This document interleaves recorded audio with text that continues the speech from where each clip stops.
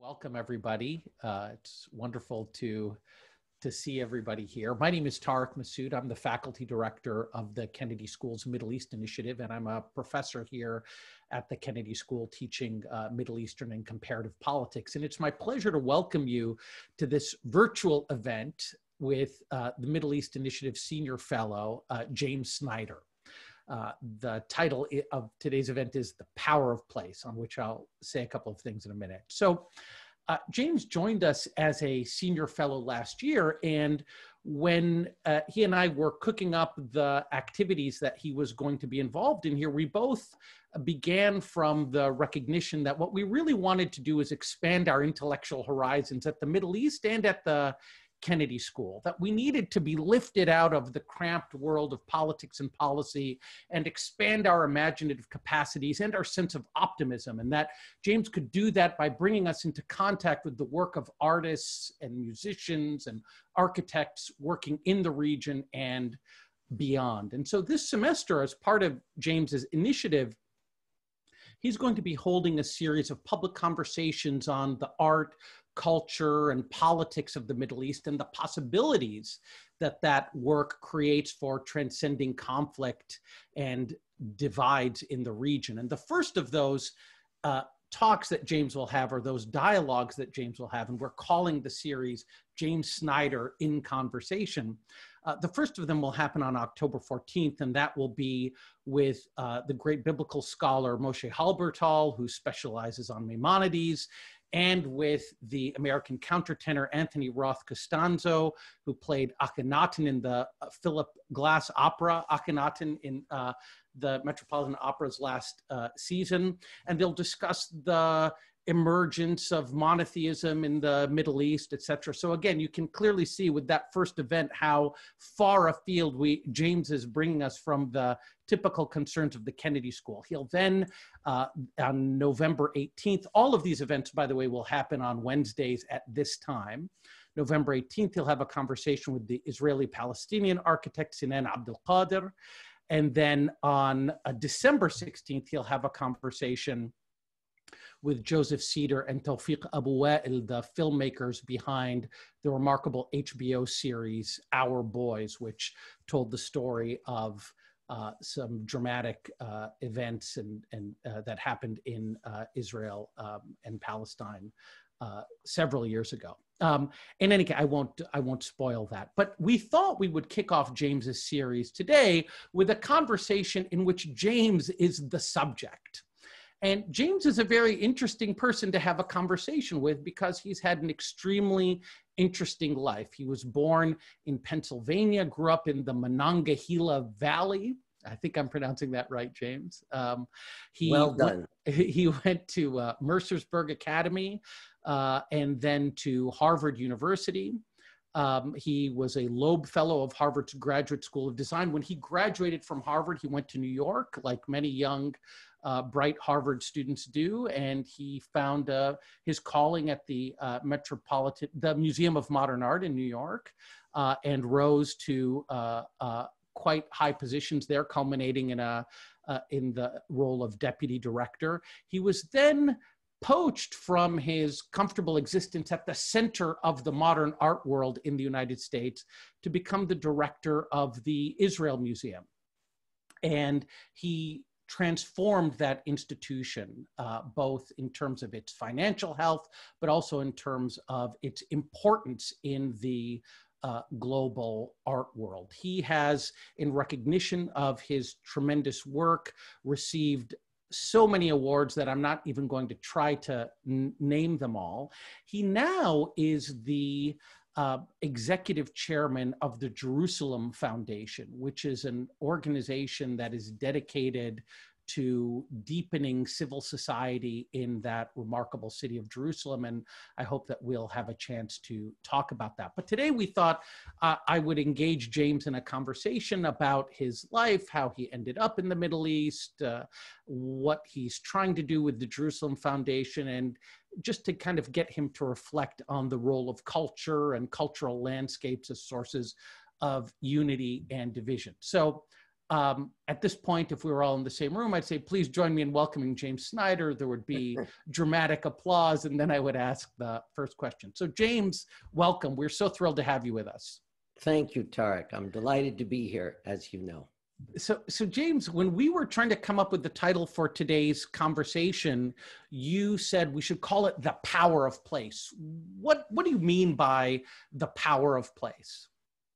Well, Tarek, you know that this idea of power of place is something that has a lot of meaning for me. And I often think about whether that is because all through my life, I've been aware of the power of the intersection of site, setting, landscape, and architecture. And I don't know if that's something I've always thought about. I mean, Vincent Scully would talk that way when talking about those things, but as a little kid in rural southwestern PA, I'm not sure I would have known those terms. But in my mind, there's always been this connection from one place of experience to another. And it really always is about power of place. And, you know, if you want me to take a few stepping stones to get from that Monongahela Valley to wherever my life and our family life took us, I will do that. And then we'll move on from there. I did grow up in an industrial river valley in southwestern PA in a tiny little town which was called Belle Vernon, the reference being to the notion of beautiful green. But there was nothing beautiful about Belle Vernon, and there was nothing green about it. It was actually a pretty blighted, industrialized part of southwestern PA. And I started there, but even as a kid, if you were in town, it was a little bit not beautiful and not green, but if you kind of climbed up on the hill over the town, you saw this amazing green valley that moved across the landscape and with the Monongahela River passing through it. And I remember as a kid thinking that there was something impressive about that. The odd thing for me growing up there is that only 30 or 40 miles away was Frank Lloyd Wright's Falling Water. Now, I didn't know what Frank Lloyd Wright's Falling Water was as a kid, but if you went rafting in the little river, in the stream that went past Falling Water, you saw this amazing piece of built landscape, I would say, of architecture sitting on the crest of a rock above it. And even then, I had this sense that looking at that place, it was a powerful intersection of site, setting, landscape, the materiality of what was used to build that house and the architecture of that house. And it stayed with me.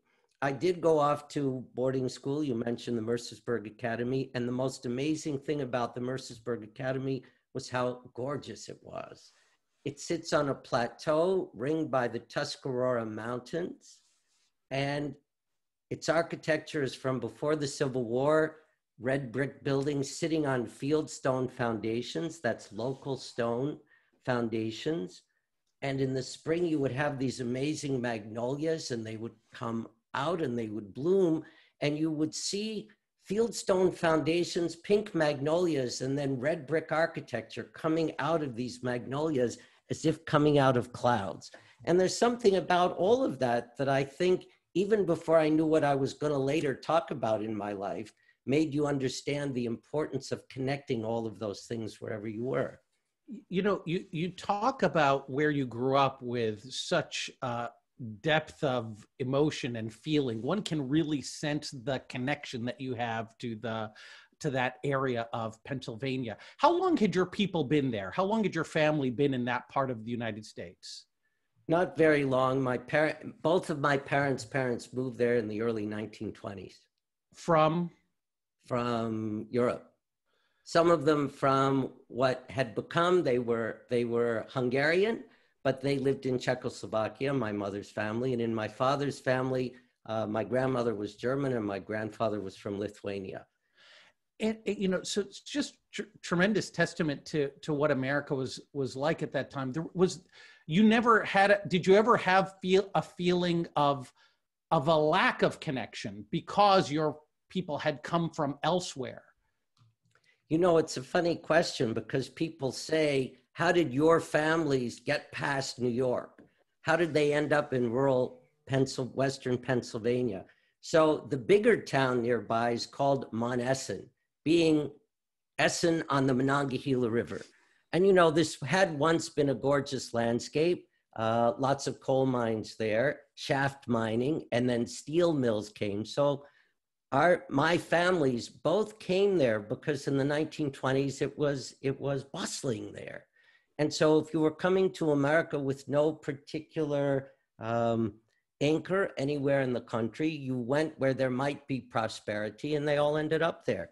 My mother's father ended up in the IGA, the Independent Grocers Association. So I had a small chain of stores, and my grandfather was a peddler who then had a hardware store that became a furniture business that managed to furnish a lot of that tiny corner of southwestern PA. And you know, a lot of people there came from somewhere else. You really didn't feel self-conscious about not being rooted there for decades or centuries.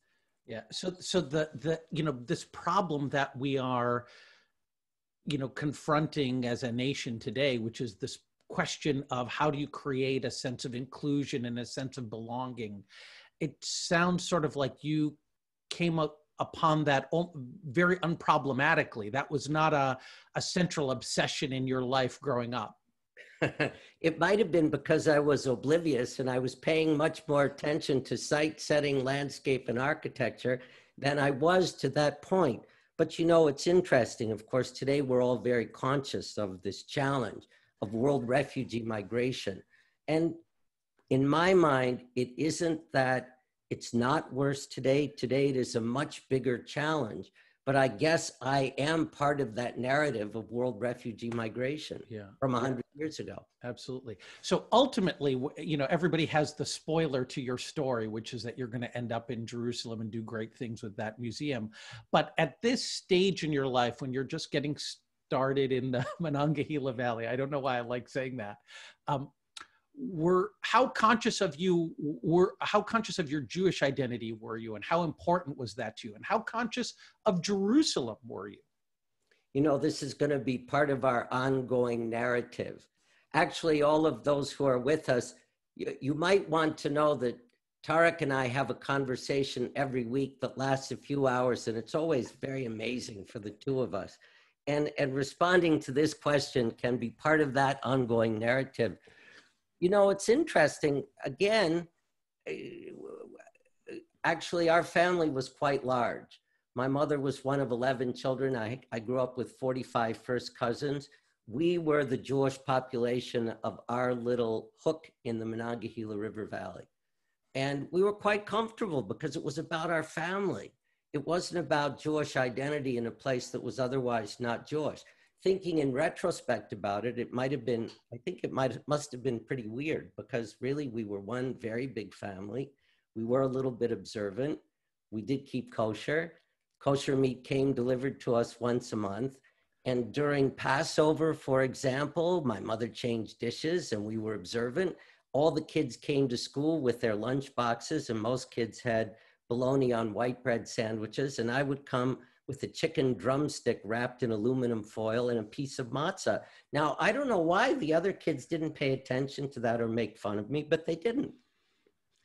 So, I mean, there were no experiences of anti-Semitism when you were growing up? Again, I might have been oblivious, but the answer is no.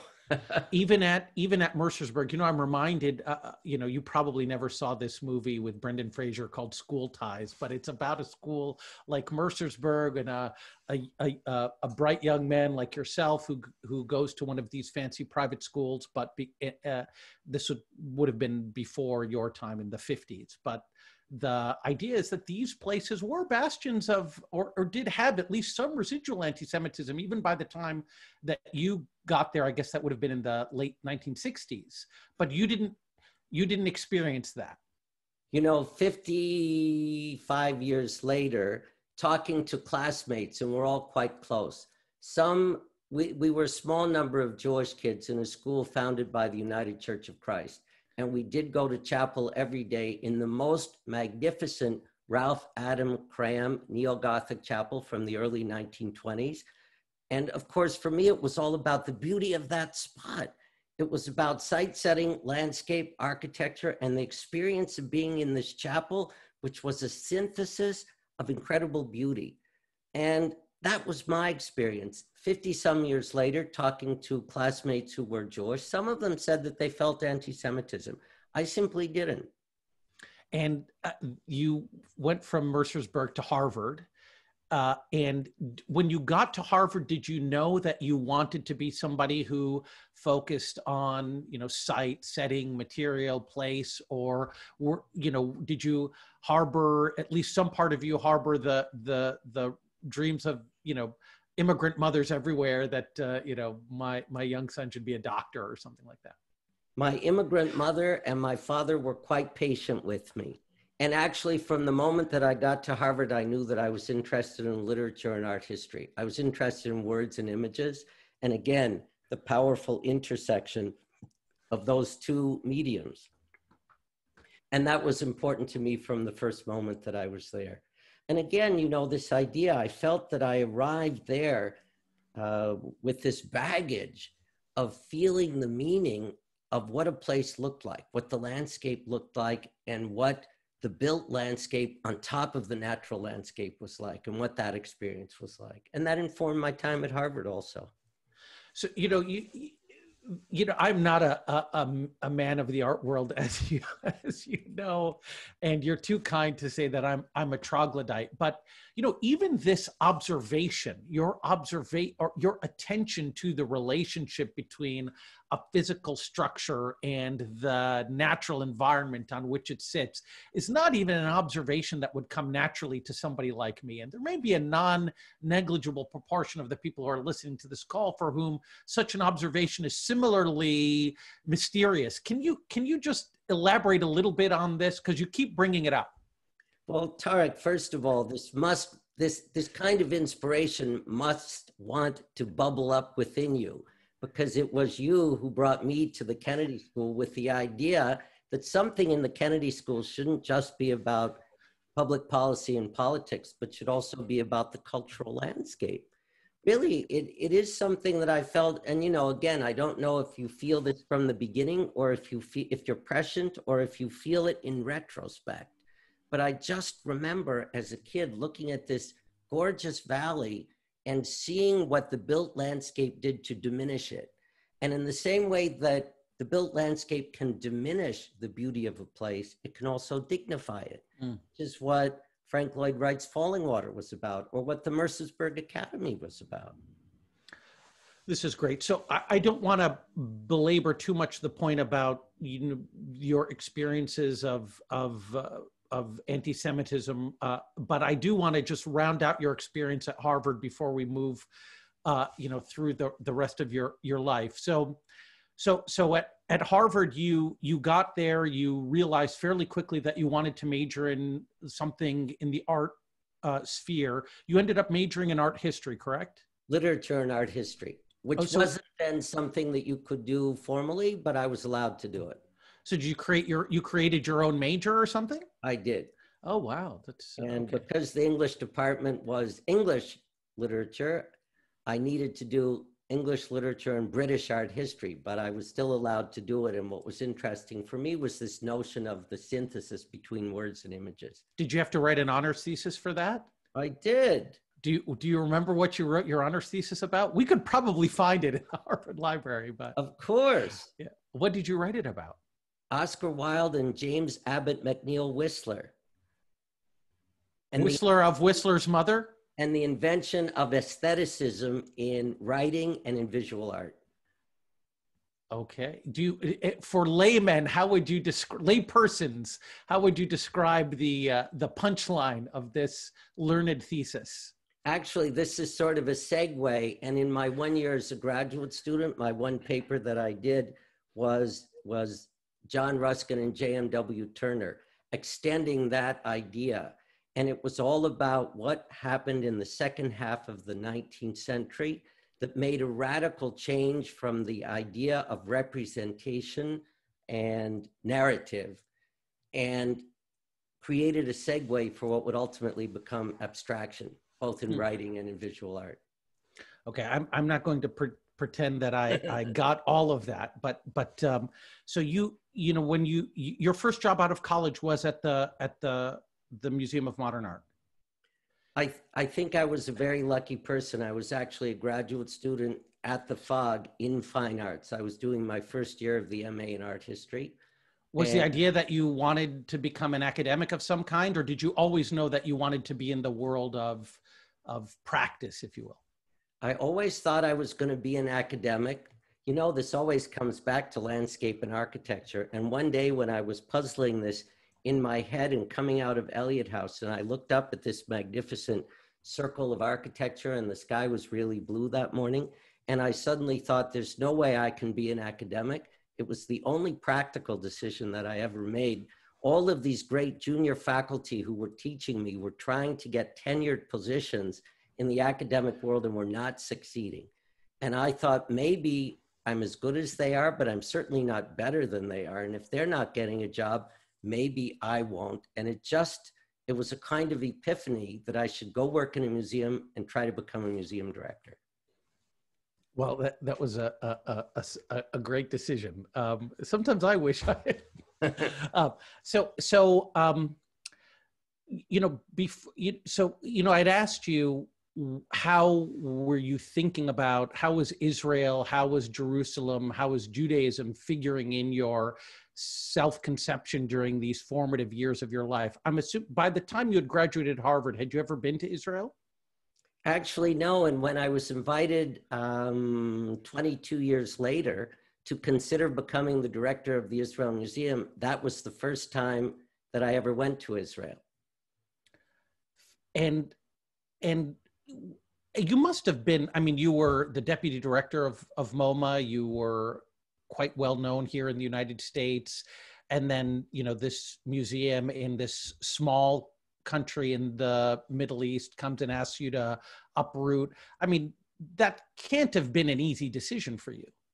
You know, it was a very easy decision. If it's okay to back up just one step, yeah. My academic focus was all about what happened in the middle of the 19th century that sort of laid the groundwork for the invention of modernism. And, you know, everything that we're talking about this notion of the intersection between architecture and landscape, and we think of that as something that's not related to international modernism, which was an invention of the 20th century. But I'd started to become sort of fascinated with what happened toward the end of the century, the beginning of the 20th century. I was invited to go to MoMA. It was fortuitous. I was invited to come to do a research project for 1 year. The head of the director at the FOG said, this will be great for you. You want your field to be modernism. You're not from New York. You don't go to New York. You don't know New York. So go and take this for a year and you'll come back. And of course, I arrived at MoMA and it was transformative to get there because, you know, MoMA came to be the icon for the invention of international modernism in America, created the language. And the first director of MoMA, a guy named Alfred Barr, actually his last day at MoMA happened to be the first day that I arrived there as a 22-year-old kid, and some pretty old guy wearing a Harris tweed jacket in the middle of July opened a door for me. And I walked through and he closed the door. And I only learned later that day that that was Alfred Barr and it was his last day at MoMA. And what happened to me at MoMA was like just arriving at my home. The idea of international modernism and the idea that you create an architecture which is not all the things that I was saying before, but which is just about being a neutral backdrop for telling a story. And you're right, I got there and I was very lucky there. 1 year turned into 2 and then 3. And then they said, you know what, you're here, stay here. And that became a very transformative 22 years at MoMA. And I was very lucky to be in charge of all of our work internationally. So I traveled quite extensively. I even went to the Middle East. I was in Egypt, but never in Israel. Israel was just not on our radar. What did you do in Egypt, by the way? I simply went to understand and absorb what the history of that country was, what its architecture was about. And I already knew a story about how Egyptians carry their heritage over thousands of years, and that's a little bit unique. And I wanted to see and experience that. But when I went there, I wasn't even thinking that there was Egypt, then the Sinai desert, and then on the other side was Israel. You know, there's several interesting conversations we could have here. One, I think, which emerges mainly from my ignorance of art, and it's very clear to me that when you talk about modernism, for you, it's not it doesn't mean a break with the past. There's something organic. It's an organic outgrowth of the past, and to the extent that, I do engage with these themes a little bit in my work, I was very taken by a book written by one of my dissertation advisors called Seeing Like a State. And the idea of this book is that leaders throughout history who have tried to remake their societies in order to improve them often are in the grip of what the author called a high modernist ideology. And so they end up imposing on their societies these ways of being that are actually not organic and are at odds with the ways that people actually live their lives. And so these, to quote the author, these schemes that try to improve the human condition invariably fail. And of course, one of the main villains in this book actually is Le Corbusier. And, and one of the great crimes against place is Brasilia, which is this city that's carved out of the middle of the jungle. What's your view of that? I'm sure you've encountered that kind of critique of modernism. Of some aspects of modernism. And in a way, you hit the nail on the head. And in a way, you've anticipated the question about why did we go to Jerusalem and why did we go to that museum, never having had any experience there. And when architecture is driven purely by social ideology, it's not so likely to succeed. But international modernism, which is intended as a backdrop for telling stories, so that there is a purpose, there's a physical and spatial and experiential purpose, of course it can work. And the original MoMA, which you've at least seen pictures of. And today, if you walk across 53rd Street, you get a sense of the facade of that original MoMA. But it was a pure piece of international modernism. It was 125 feet wide, 100 feet deep, and it was only about providing the neutral backdrop for telling the story of the organic evolution from the end of a notion of narrative and representational art and a move to something else. And okay. So, yeah, go ahead. No, so I had there an experience for over 20 years, not seeing international modernism as a dead end standing unto itself, but as a stop along the road that created that opportunity to put the radical shift that the 20th century was about in context with something that came before it. It's fascinating. So I do want to talk about your time in Israel, and I asked you, was it a hard decision to decide to uproot your life from the center of the art world in the United States to go to this place that must have seemed, in comparison to New York City, like a backwater, like any other place in the world, frankly, would seem in comparison to New York City, including Cambridge, Massachusetts. So you said it was a very easy decision, and you said it was an easy decision because, again, it was a natural evolution of this kind of intellectual interest that you've had. How much of your identity, though, as a Jewish boy who had grown up in Pennsylvania, who was constantly hearing tell of Jerusalem but had never been there, I'm sure you engaged with Israel even emotionally from afar. How much of that also played into your decision to move there? Actually, not much of the above is accurate, because really Israel and Jerusalem weren't so much in my thinking.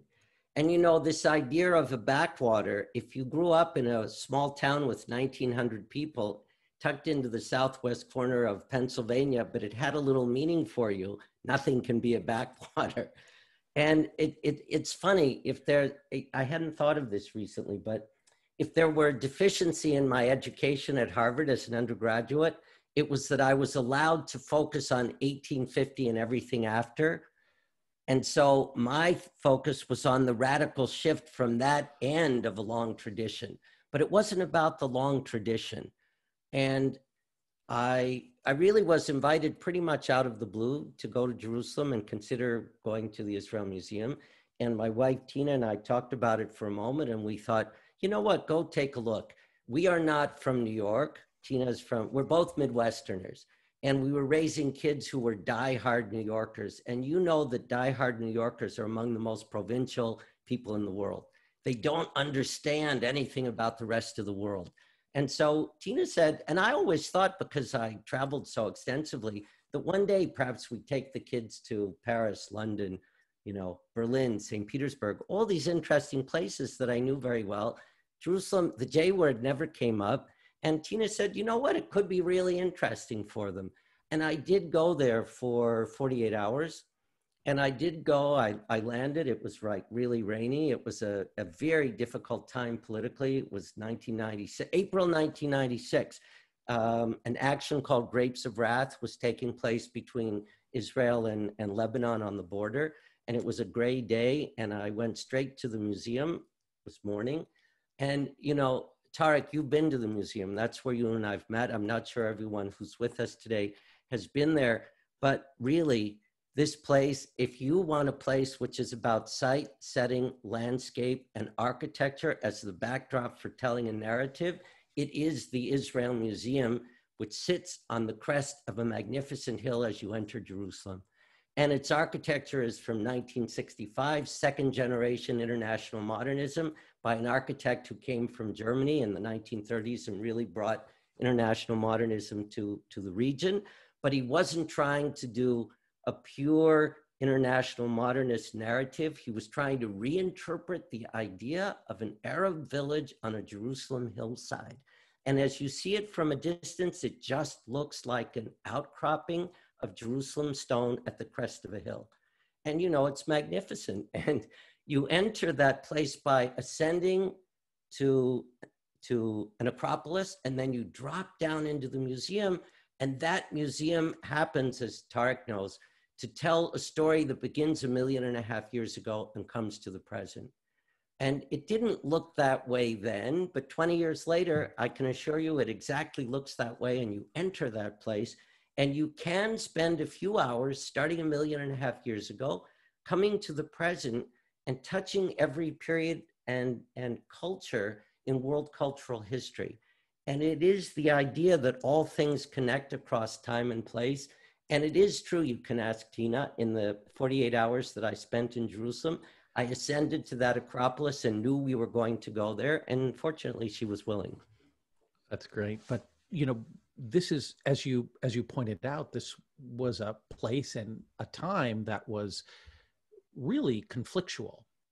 And I'm just wondering if you recognize that you would be stepping into a world in which there was a tremendous amount of conflict and in which, everything is inherently politicized, and, that politics might interfere in your sort of pure cultural work in ways that would harm it. Did that not ever cross your mind? It's funny, it didn't cross our minds. You can think of it in a couple of ways. One is perhaps innocence abroad.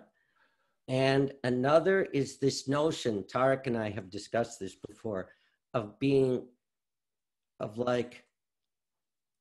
landing from another planet and simply being oblivious to a lot of that.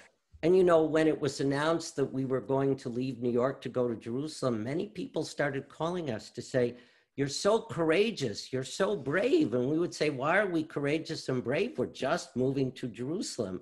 And of course they knew something that we didn't know. And we did arrive there, and it was challenging. But if you go to a place like that, thinking that you are arriving, you referred at the beginning to New York as the center of the cultural world. Forget that. You go to Jerusalem and you're at the center of the universe. And if that's what you think all the time, and if the mantra that you repeat in your head is that all things connect across time and around the globe, and you're at the center of the universe in a city that is built, Jerusalem is built of Jerusalem stone. It's a city built of its bedrock. And if you are in a place like that, all of that other stuff in the end feels inconsequential. Yeah, no, I definitely see that. You know, Jerusalem is a fascinating city because it is so polarizing in the responses it elicits in its visitors. So I, for example, also love Jerusalem. For me, that whole site with the Western Wall and then the Temple Mount and that to me is one of the, it's not surprising to me that, you know, two of the world's great religions see that place as sacred, because just physically it feels like you ascend this plateau and there's nothing between you and the Almighty. It really is an incredible place. But I also know that there's people who go to the same city, and many of my Israeli friends will say, like, oh, I just can't stand Jerusalem. And for them, the power of the place is negative. It's a constant reminder of mankind's ability to think in a very cramped way, to be very mean in terms of and ungenerous, and so I guess the fact that almost every inch of that city is fought over by somebody didn't give you pause, or at least cause you to wonder what you'd gotten yourself into? You know, oddly not. And actually, we arrived, our kids were 11 and 13. It was very challenging for them. It did come to be a great experience, but it took a little while. And we had been there for 2 years when the second Intifada started. So we had 4 to 5 years of really an intense time in Jerusalem. And in retrospect, people now say to us, did you ever think of leaving? And of course, we didn't think of leaving. And again, for me, I have to say that it's about, you know, if you want to talk about power of place, Jerusalem is definitionally about the power of place. You know, you stand on the Temple Mount and you think you're standing at the highest place in the world. And, you know, even people who are confounded by the challenging, and they are challenging, politics of the place, or what can be a hostile spirit that you feel there, but you go and stand in that place and you think you are in the highest place in the world, touching the sky. Yeah. And, you know, and why did we stay there for 22 years, and why am I still engaged fully with that city? Because I actually believe, and, you know, as life gets more and more complex for all of us out here, a place like that can have a huge symbolic value for us. And on the ground can be a kind of amazing experience, which is very local. It is very provincial in many ways. And it's many cultures that blend there. It is also definitional cross-culturalism. And for people on the street, they simply accept it. You know, it's like you asked me at the beginning about being a Jewish boy in a small town in rural southwestern PA. I didn't think twice about it. The people on the street in Jerusalem don't wonder why they're there and why others who aren't exactly like them are also there.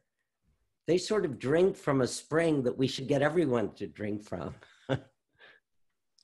So can you tell us a story about that might concretize that observation? You know, when you got to Jerusalem, I'm sure you had to work with Arabs and Jews. You had to work with Muslims, Christians, and Jews. Does any experience of that kind of cross-cultural connection that you described stand out? Well, sure. It's all over the place. And it's funny, you know, the Israel Museum was only founded in 1965. It's 55 years old, but it was one of the first, then they were called encyclopedic museums, to have a department of Islamic art and a collection of Islamic art. And it is a very, very strong, powerful collection. And again, over our 20 plus years there, the whole idea was to make this a seamless and continuous narrative from the beginning of time to the present that embraces all cultures. So in the museum, we have always had that. And you know, Jerusalem is a demographic that is unique among its Jewish, Christian, and Muslim populations. The Israel Museum embraces 100,000 school kids from Jerusalem every year in programs in the museum. Those kids come from all communities, and all you have to do is walk through the museum and you can see a third grade group, which is ultra-Orthodox Jewish kids, together with Muslim Arab kids. And they're engaged in the most amazing conversations, and they're engaged in making art using one language, not the two languages that they speak that are different. And it's very moving to do that. So this is, I mean, for us, because the center of our life there was the 20-acre campus of the museum, we saw that all the time. But if you, on Saturday, on, you know, Shabbat, when Orthodox Jews are staying quiet, visit the old city, it's teeming. The old city is not an old city. The old city is like a 3,000-year-old continuously living and functioning city. And you walk through that old city and you see Christian and Muslim Arabs getting their haircut, going shopping, buying clothes, buying appliances. And you see Jews from West Jerusalem going to eat lunch there because all the restaurants are open. And it's teeming with this kind of engagement among people. And there's no sense of division or divisiveness among them. You know, our kids, when we arrived, we were really challenged finding a great school for them, and it took 2 years. And ultimately, we found a school called the Anglican International School, founded by an evangelical mission society of the Anglican Church about 100 years ago. And our kids were 2 of the only 4 Jewish kids who were in the school. The entire rest of the school was made up of the Christian mission community and the Muslim and Christian Arab community. And it was an incredible experience for them. And they were there during the Second Intifada when, in fact, there was a kind of East Jerusalemite state in East Jerusalem, West Jerusalemite state in West Jerusalem. But we and our kids traveled back and forth all the time. And you just felt that there was this subcurrent of connection that nothing in a political moment was going to disrupt. James, in your work in the Israel Museum, were there ever any times where the politics of that very troubled place interfered with or impinged on your life and work in any way? You know what? Oddly enough, no, because we, or the then director of the museum, was very determined that art, archaeology, and culture in the museum not be politically driven. And so it was always about telling stories that gave you the opportunity to see connection and not to be made dysfunctional by the disconnection of politics. And so there were never any fights, for example, over, I mean, I'm just completely hypothesizing here, but I would have imagined, given how everything in that place has really struggled over, I mean, there were no arguments, for example, about this or that artifact in the museum that should actually belong in a museum, say in the West Bank, or there was none of that? No, you know what? It's interesting. In 2014, we did a really amazing exhibition on Herod the Great. And it was based on the excavation of the discovery and then excavation of Herod's burial monument in Herodium, which is in the West Bank. And in order to do the show, we, of course, had to bring all that material from the West Bank. Now, the Oslo Accord provided that until there was a final peace agreement, Israel would be the custodian of all archaeology from the West Bank. But still, things can be very sensitive. And yet it was an amazing arrangement that we made to excavate the material, bring it to the Israel Museum, restore it, and display it, of course, on condition that once the exhibition was over, we would return the material. When the exhibition ended, the Palestinian Authority asked us if we would hold the material until they had the right place to safeguard it. And we did it, but only on condition that it was actually returned and it was with us on a loan agreement until such time as they were prepared to take it back. So we just tread very delicately with that. And, you know, again, it was a great moment to show a story like that, which was about the high point of the Roman period there, which, you know, did not yet have to do with the questions among Arabs, Christians, and Jews, which would flower after that moment. And it was really something quite amazing. So we didn't really see that. It's funny, if I could go to it for a moment, you know, in my experience in the museum world, politics just didn't enter the story, because in the US, most museums are private 501c3s. They're not really state supported in a material way. And in all my years at MoMA, we never received an American president. And when I got to the Israel Museum, during my time, 4 American presidents came. So we had Clinton, we had Bush, we then had Obama. And just as I was stepping out, Donald Trump came. Trump then came. And, you know, you think there has to be something momentous about receiving a head of state. And does it connect with politics or not connect with politics? And I'll, if I can, I'll sort of talk about the third of those presidents, Barack Obama, who, now the others would come and it was more ceremonial than substantive. And it wasn't that it wasn't a good experience, but it was really ceremonial. It was part of the diplomatic itinerary.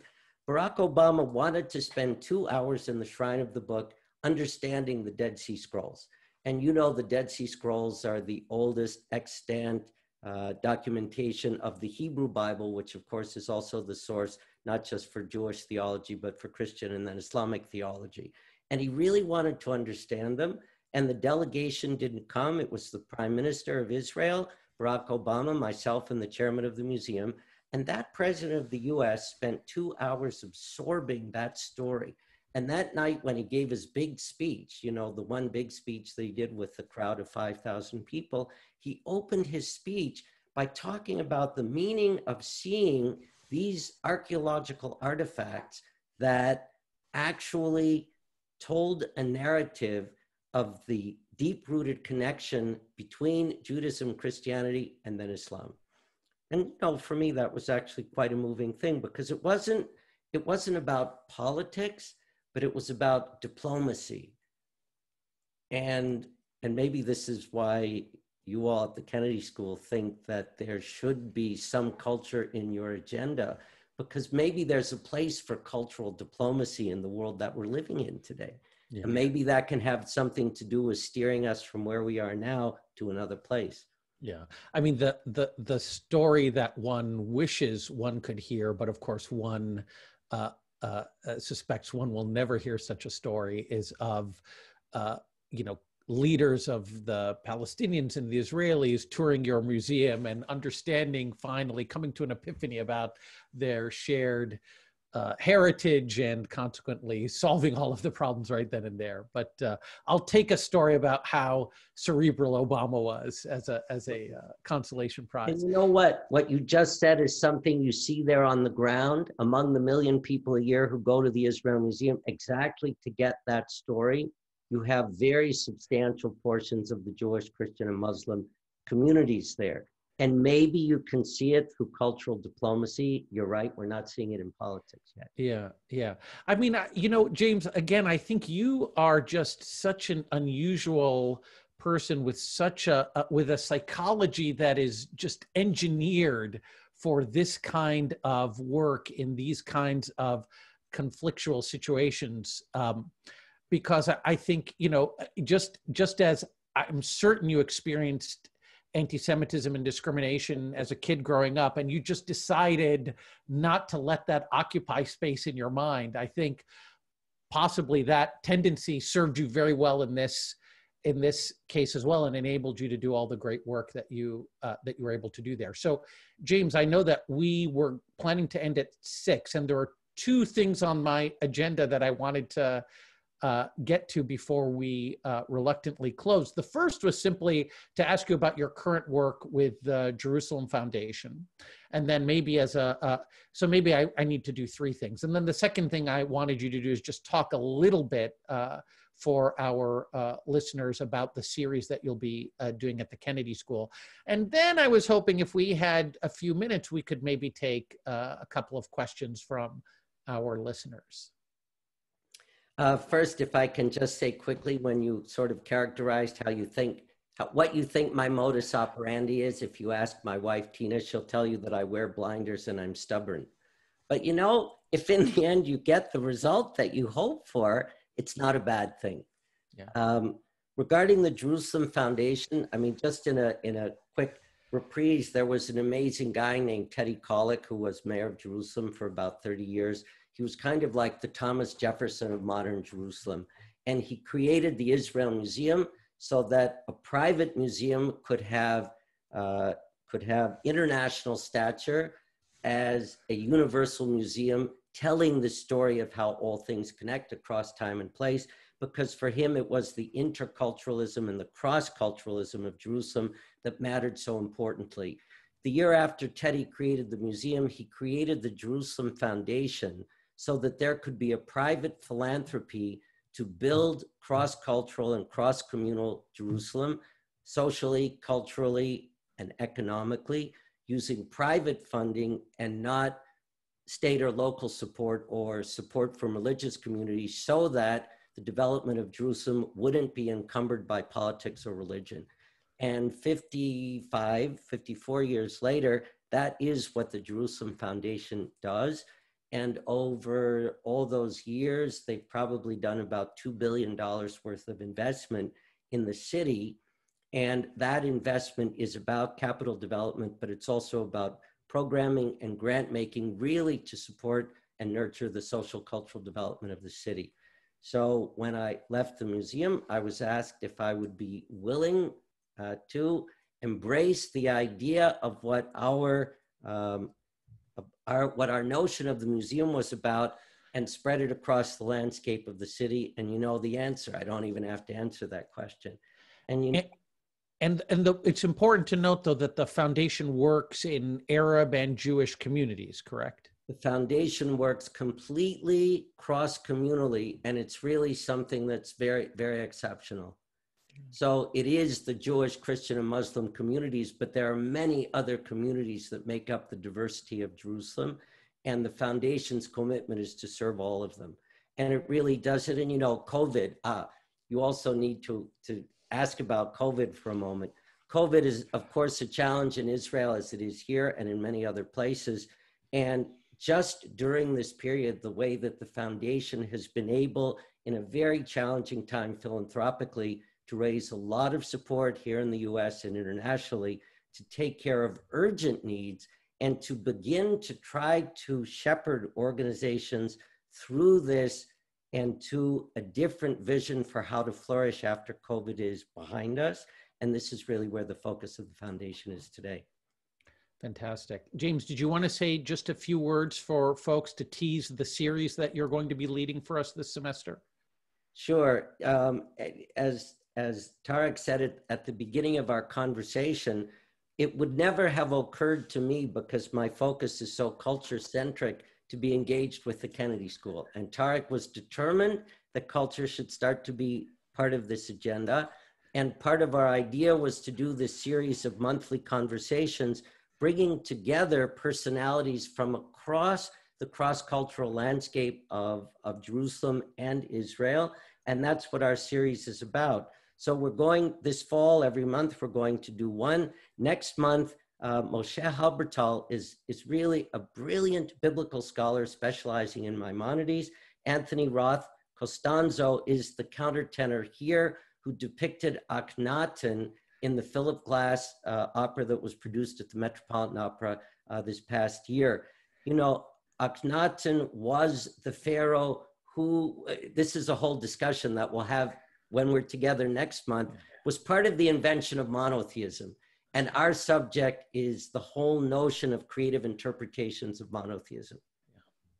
Yeah, extraordinary. And the rest of the series plays out in the same way, looking at architecture, looking at filmmaking as our series for this fall, and looking at ways that Israeli and Palestinian creative personalities address all of the questions and the complexities of the region. I will just say I was immensely gratified when you decided to start with the discussion of Akhenaten, because that Akhenaten was, of course, Egyptian. And so you settled the debate once and for all that all of this, in fact, was invented by my people. Okay, so James, it's really been wonderful having you. Let's take a couple of questions, if you have a few minutes, because I do see some folks have their hands up. And before I call on you, let me just say this conversation is going to live online. And so if you raise your hand and I call on you, you're consenting to have your name, and if your camera is on, your likeness shared for all time with all people. And my suspicion is this is really going to go viral very quickly, so you have to be comfortable with that. Okay, so I have Professor Elena Glassman, and I think I'm responsible for unmuting people. So let me go ahead, please. Hi, thanks. So I had it's not a quick question, but just curious about your thoughts.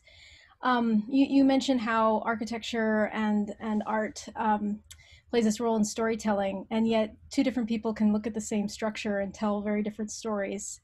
I mean, I know when I spent some time in Jerusalem, going on tours and being shown artifacts, excavations in the middle of the city, and kind of running what was being told to me through this filter of like, what is this trying to justify now? Like, is there, kind of trying to look at the excavation and the architecture and keep in mind what part of it, if any, is politically motivated and how it's being interpreted, the stories that are being told about it. And it's incredibly hard to do. So I'm just curious, as a director, people are going to, tell stories. I know this is like a repeat of what Tarek was asking, but just more specific. Like, did you ever have to say, that link you're making, that story you're saying, that's not a universal story? You know what? That's a great question. Yeah, yours is really a great question, and the answer, first of all, you need to safeguard not what you say, but the tools that you use for your interpretation. To listen to an archaeologist tell you about a site is different from listening to a tour guide or listening to someone who has a religious or political agenda that he or she might want to attribute to that site. So actually, for me, Akhenaten became a really interesting subject when 4 years ago at the museum, we did a show called Pharaoh and Canaan. And it's actually the true story of the Exodus. And, we think we know what the Exodus is about, and it is. There's a biblical story, which is a metaphor, but the reality ties to archaeology. And it's really amazing, we don't have the time. If you get in touch with us, we did a fantastic catalog for that exhibition. And all of the archaeology in the show is from the time of Akhenaten and the few hundred years before him and after him. And it is provincial Egyptian archaeology excavated in what was the ancient land of Israel and is now Israel. And the reason is that what really happened, it's the same old story over and over again. You have climate change and then refugee migration. There was a huge drought. Egypt got weak. There were these people who would become Canaanites, and they drifted into Egypt. Egypt embraced them because Egypt was a weak place. Through their work and over time with the recovery of Egypt, Egypt wanted to push those foreigners out, and they pushed them through the Sinai Desert and then up into what would become the ancient land of Israel and is now Israel. And it was governed for 500 years by Egypt. And all the archaeology, the aesthetics of that archaeology are Egyptian. Then Egypt weakened. Egypt had to withdraw, move back to what is Egypt today. And that land became the ancient land of Israel.